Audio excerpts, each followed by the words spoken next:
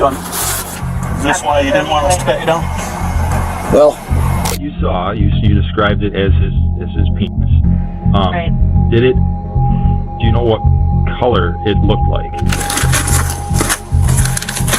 A loaded gun, a detailed victim statement, and something unexpected in the back of a suspect's truck. But here's where things get interesting. This was not just a random suspect. This was a 10-year Kent County Sheriff's deputy, someone who had a clean criminal record and was sworn to protect the interest of the public. But unfortunately, he was found on the wrong side of the law, and he paid dearly for it. On October 14th, 2024, a woman was jogging with her dog along the Reeds Lake Trail in East Grand Rapids. As she passed a man walking toward her, something caught her attention. The man had his penis exposed through his zipper and fully erect.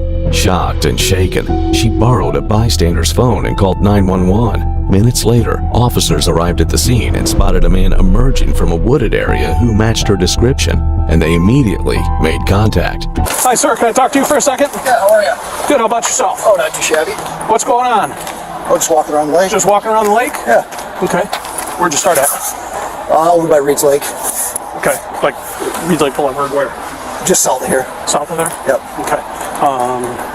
Reason I wanted to talk to you, we had a call on a subject matching your description. Okay. Blue jeans, blue sweatshirt. Yep. Walking around with his penis out. Okay. So, obviously I see you and go, oh, okay. Matches the description, might as well Sure. get a conversation in. Yeah, absolutely. Do you have any ID on you? I know. You don't? No. What's your name? Dennis. Dennis, have you ever been in trouble before? I have not. Go ahead. 8125, just in traffic. Dennis, what's your middle name? Can you try to reach him, please? 8125. Your status? 8125, I'm out with one. Lakeside in the Boulevard. Dennis, what's your last name? Evans. Copy. What's your middle name? Lakeside and Boulevard. Dennis Evans? Williams. 4110 forward around. What's your date of birth? 1011 84. And what's a good phone number for you?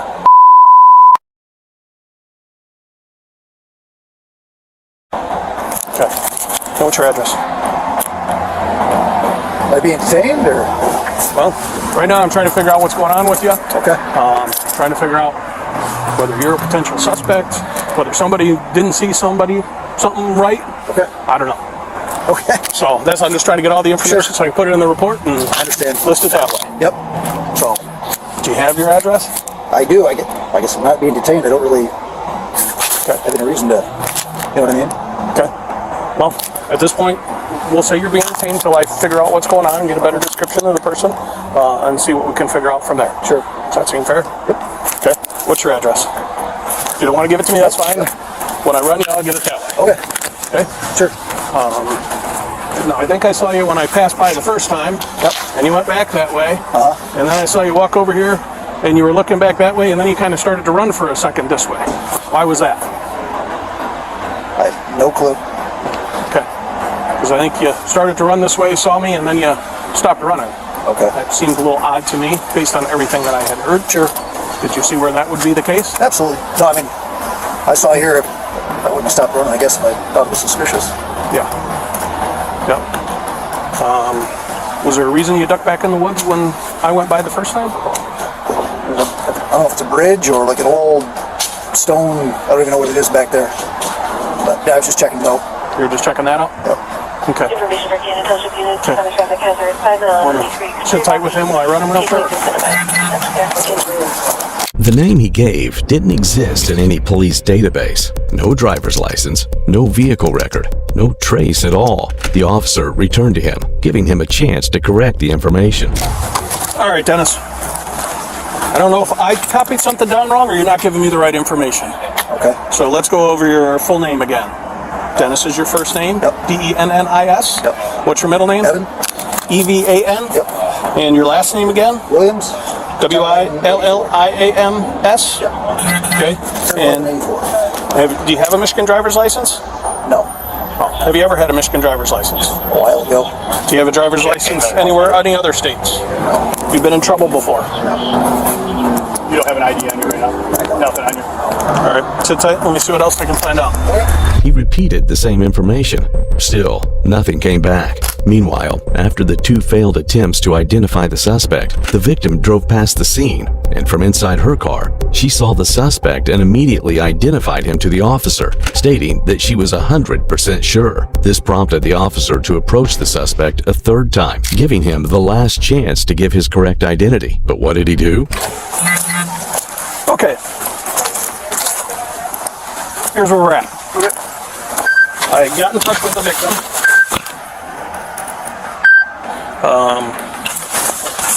Victim drove by. She gave me a description when I talked to her. She drove by, said 100%, no doubt in her mind it was you. Okay. So, here's what we're going to do. You're going to give me your proper name, you're going to give me your address, and then we're going to go from there. Okay. All right? So let's start with proper name. That's what I gave her. So Dennis Williams. Evan Williams. Dennis Evan Williams. 10-11-84. And what's your address? Don't really have one. You don't have one. I don't really stay in anywhere. How'd you get here? 41. Drove. Oh, where's your car at? North side of Reed, well, south side of Reed's Lake. 10-4. 42-44. Over by the east fault line? Yep. What kind of car is it? Yeah, what kind of car? So Impala, What color is it? tan. Can Impala. Is that registered to you? Yeah, Okay. should be. Okay. Where was your previous address? Out on Elmwood. On Elmwood? Yeah. What's the address on Elmwood? It's a 3000 number. Okay, so you were on Elmwood, but you That haven't. was 6 years ago. Okay. Where have you stayed for the last 6 years? Just kind of bouncing back and forth. I guess I never really had a mailing address. Okay. You can see where I think some of this is really kind of confusing and funny. It seems like there's a lot missing here. Sure. Were you in jail? Were you in prison? Were you in any type of mental health facility? No. No. So for the last 6 years, you haven't had a place to live, a true place to live. Where does your vehicle register to? It should be me. But what address is it registered to? I guess I'm not sure. It's been a while. Do you know what the license plate is? No, it's not.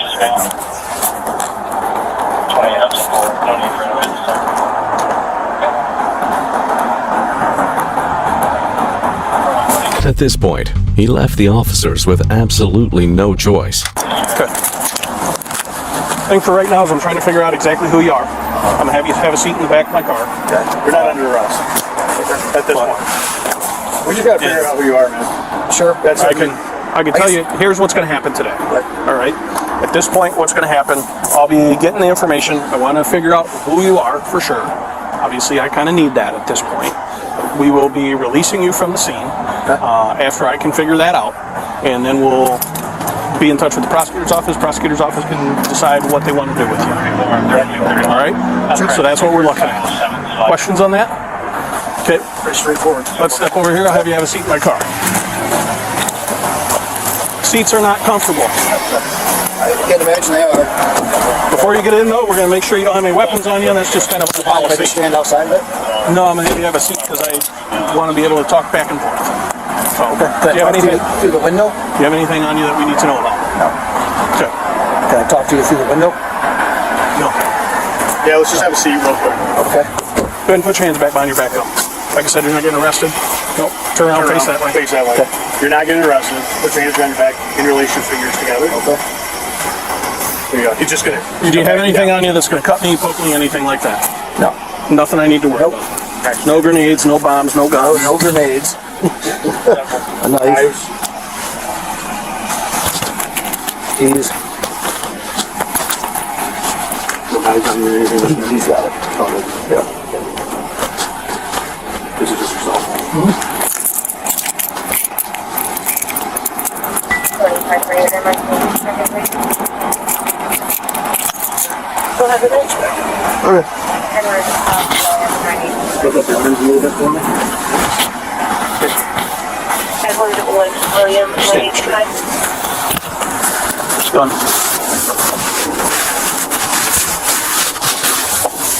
Got him. William, 9829. That's up the address. Step up against the car. You got touchdown? Yep. I figures. Anyway. Is this why you didn't want us to pat you down? Well, part of it. Okay. We'll get to the rest here shortly. Not really, but. No, I tried to pull my wife. Number on the call.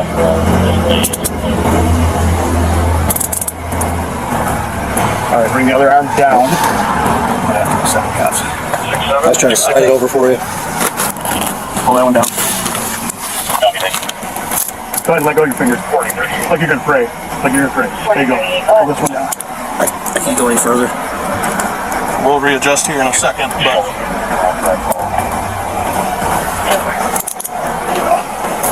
All right. yep, stay here. Light and tight. No, you're okay. Okay.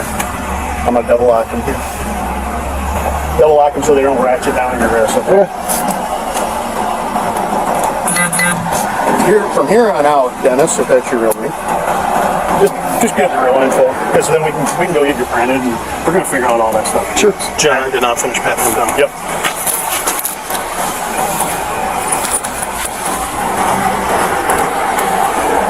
Do you have a license?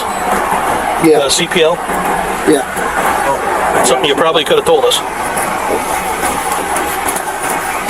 I'm gonna put this up front for right now.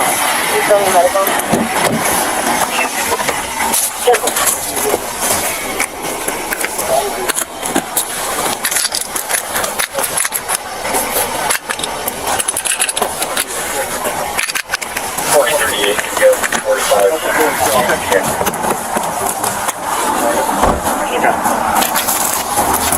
Did that finish pat down? Yeah, I did pat down with that. All right, have a seat. Not comfortable. Yeah, no, Like I said. I can't imagine. All right, what's your real name? So, here's the deal. This has nothing to do with what you guys stopped me for today. I'm supposed to be at work. Alright. I told my wife I was supposed to be at training today. I didn't want to go to work. I took vacation. She just thinks I'm at work. 45 something. Okay. 46 something. That's about So you're it. playing hooky right now. Yes, exactly. And she thinks I'm at work because I didn't want to stay home with the kids, and so I had the babysitter come out. Yep. And that's where we're at. Okay. So you have your full name then? Yes. Yeah. What is it? Troy. 45 Allen. A-L-L-E-N. Light, silky color. 10/31/86. You obviously don't want your wife to know what's going on. I know why we're here. As officers detained him pending identification, they conducted a pat-down. That's when everything changed. Inside his waistband was a loaded Springfield Armory Hellcat, round-chambered. In his pocket, a Microtech switchblade. Neither had been disclosed, but what the officers were just about to discover would shift the case even further. Is there any way I could write you something? Huh? Maybe I could get a pen and a piece of paper? Or? Just so I could write you something? Yeah. You can do that. About 5 minutes. We're ready for it. I've had it go on from job site experience. 4670, do you have a description of the child? He's about 11 years old, being told a black and green sweatshirt. I'm just coming into the area now. That's fine. Okay. Slide your feet in. What he wrote on that paper was KCSD. His true identity is Troy Allen White, a 10-year Kent County Sheriff's deputy, but sadly, a suspect in this situation. I got some stuff to figure out. Like, what you put down. So, What I put down? yeah, you work for the Sheriff's Department? Okay, what do you do there? 4119, nothing. Why'd you lie to me? Yeah, from 4119, My 1519. wife finding out I was not at work when I said I was. 4528, 4120, status check. Obviously, at this point, I got to confirm that you work for the Sheriff's Department. Which then would generally let you have the gun, but not having any ID seems like a mistake on your part. Is that in your car? I gave my uncle's number. So here's where we're at this point. We're going to work on confirming whether you are actually work for the Sheriff's Department. After we confirm that, It was a neighbor, but we don't know who. They never answered on call back. because you don't have a CPL listed, Or it didn't, actually I'll have to run it a little different. Should be covered on wheels, I guess. Yes, it would be. But generally with Leosa, you have to carry your ID with you too. Sure. But that's a different story. The false name is obviously an issue, and the original accusation is obviously an issue. Right. But, Well, like I said, the name was, I'm not supposed to be at work, so that's why I was concerned about that. I got my chief kind of working on that side of it. He wasn't quite at home yet, so now are you living with your wife or separated or something? Nope, we're all living together. Okay. And why is it you just didn't want to be home today? Just finally a day off. On my days off, I got the kids all day, so. Again, she thought it was at training, which we originally did have training planned, but they canceled it last minute, so. The babysitter was already coming out. So it was one of those, either I say, hey, training got canceled, the babysitter stays home, I'm the kids, or I'm at training, I'm not. If that makes sense. Nope, I understand. Alright, here's the deal. So we're going to run you to the Sheriff's Department, going to PMP you there, take you to Ottawa County, lodge on false info, indecent exposure, $100 bond for each. Okay. So you'll be able to post bond tonight. I'm going to tell you you're going to get suspended when we get down to the Sheriff's Department here. We're going to meet with Lieutenant Man Single. She has questions in regards to your vehicle and whether your tax stuff is in your vehicle. Okay. And I'm sure it's around somewhere. Is that something we can secure? So it's not sitting in the car, in the truck. Obviously, they're going to want that back as duty weapons if you're going to be suspended. Yeah, no, they can get it out of there. Okay. How do you want to do that? You want to tell me where the car is? I can give one of my guys keys, or I'm trying to think if it's locked up in there or not. So the rifle will be under the back seat, and then there's my duty pistol in the center console. That might be locked. okay. And there's a key on Yes, the driver's key should unlock it. driver's key would unlock that. Okay. And your wallet's in there. Do you have your ID and your badge in there as well? That should be it with the pistol, yeah. Okay. All right.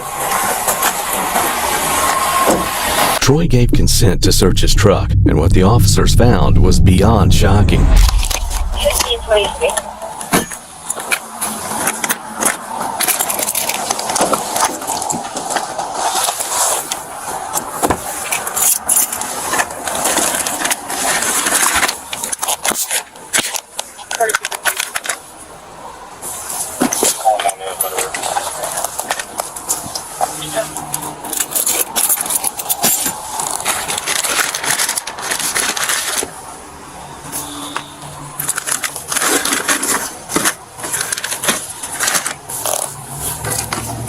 Inside the vehicle, officers found 3 additional Sheriff's Department firearms, ammunition, and his badge. And behind the driver's seat, a flesh-colored dildo. The discovery raised questions investigators couldn't answer on scene about intent, behavior, and whether this incident was isolated. During a follow-up call, officers asked the victim a necessary question, whether she could have mistaken what she saw. I just have a few other questions. This question might seem a little strange.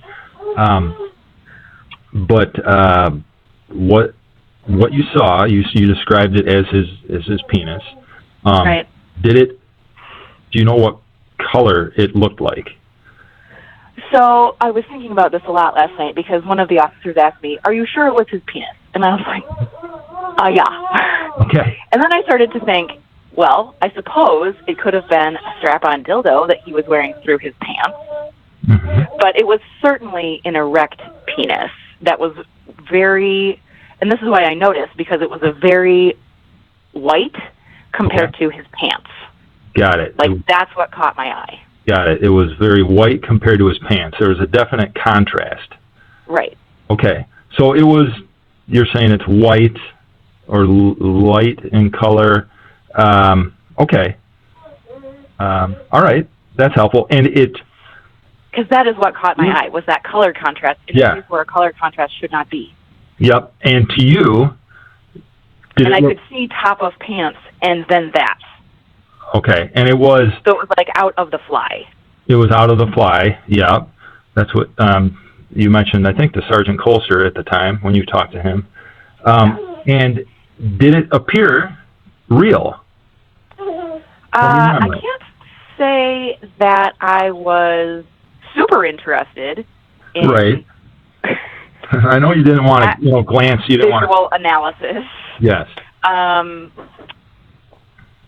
More in disbelief, like, oh my gosh, is this really happening? This can't be really happening. No, I think this is really happening. Right. And as I'm running by, and so seeing it in profile, very straight. Okay. So for whatever that's worth. Okay. Okay.